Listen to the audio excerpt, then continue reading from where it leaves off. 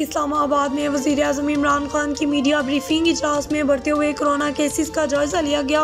पूरी दुनिया में कोरोना की दूसरी लहर जारी। कोरोना की दूसरी लहर दुनिया भर में तेजी से फैल रही। अमेरिका, इंग्लैंड और दूसरे मुल्कों में केसेस में तेजी से इजाफा हो रहा। कोरोना के दौरान पाकिस्तान पर अल्लाह का खास करम। पाकिस्तान के निस्बत भारत और ईरान में हालात ज्यादा खराब हैं। 10 दिन के दौरान पाकिस्तान में कोरोना केसेस 4 गुना बढ़ गए। पाकिस्तान में कोरोना से अमवात की तादाद भी तेजी से बढ़ रही है। हमने एहतियात न की तो अस्पतालों पर दोबारा दबाव बढ़ेगा।